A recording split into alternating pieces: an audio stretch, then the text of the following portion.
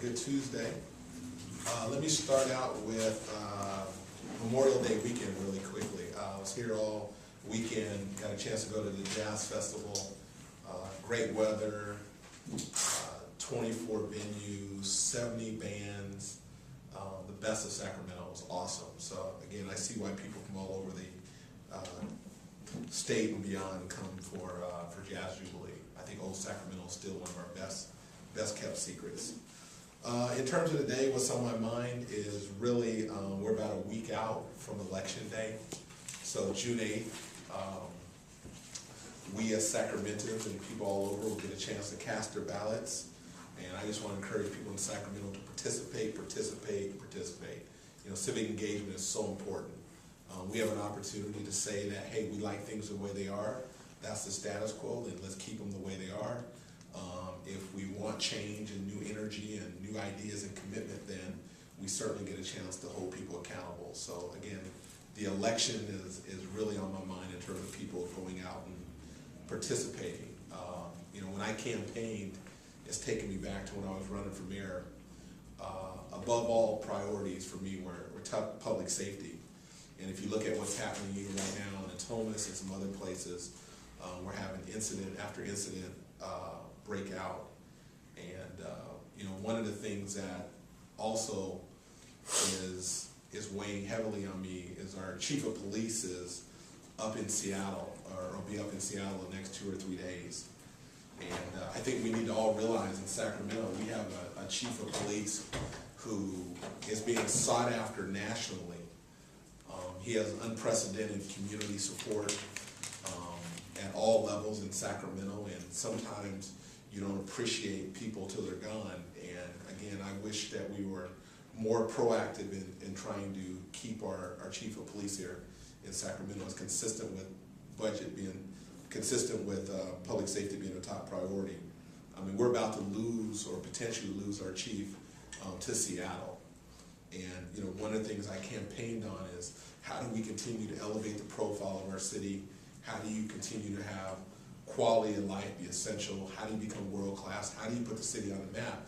You need a chief of police that is top notch in order to make that happen, and to know that we're potentially about to lose that person really puts me in a dilemma, because you can't carry out the vision and the things that you want to have happen. I have no say-so over really being able to retain the chief of police here. So that's a little bit disconcerting to say the least. I think public safety is the right building blocks that you build a city on, and to not be able to have any real direct say or go out proactively to retain the chief of police is something that, again, is weighing heavily on me. I think the people up in Seattle have 3 good choices. The other 2 candidates are good choices, but I just can't imagine somebody being better than Chief Brazil. And when last week Seattle people sent down a delegation of 4 or 5 people, I couldn't say anything but the most positive things possible for the chief of police. So it wasn't a long interview. It was really, you know, if I were you, I would hire him, and I'm not you, and I'm going to do everything I can to keep him here. I can't give you a higher billing than that. So again, that's just my thought on public safety and our chief. We'll have budget conversation tonight at council meeting. We'll be talking about consolidation, in particular 4 departments. I just want to reiterate, priority number 1 for me is public safety. Priority number 2 for me is protecting jobs. We want to do everything that we can to protect as many jobs as we can and minimize any layoffs. I think currently there are 100 people being slated to potentially being laid off. If we get additional labor concessions, great.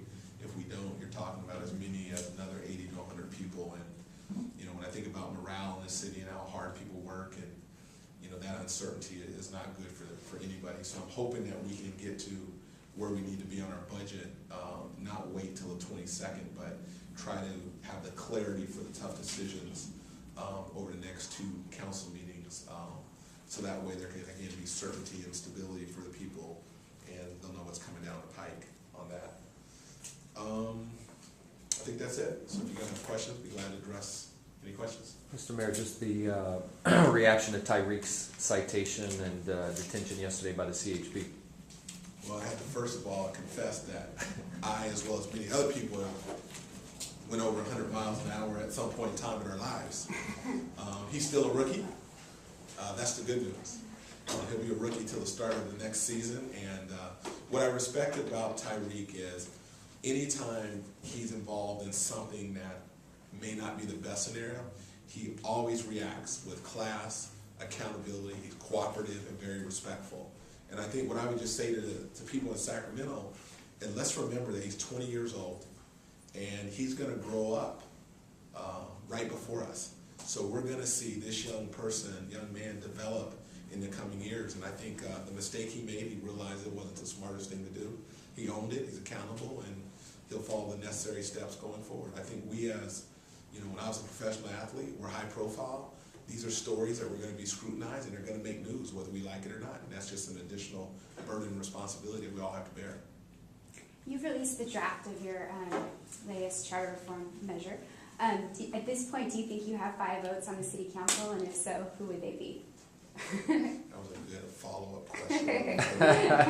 So let me start with this. Yeah, we released a broader charter reform package, which is really about accountability, that I feel very, very comfortable with. As I said before, I don't know which of my colleagues will be voting on it. We need 5 to put on the ballot. I said this very clearly. I believe that it will be very hard for council members to not put this on the ballot. I think people in the city of Sacramento should have the right to be able to vote on this, and I think my colleagues will do the right thing at the end of the day. We'll allow them to vote on it. We've had community input. We've been talking about this for nearly 2 years. I'm walking down the street this weekend and recently, people are like, when do we get to vote on it? We've been talking about it enough. I think we passed the threshold now of community input and continue to talk about it. We've had forums, we've had town halls, we've had people sign petitions. Ultimately, the true act of democracy is let people vote on this particular initiative. It's just come to my attention that this morning, 522, which is the fire department union, they supported and endorsed this, which is a big deal.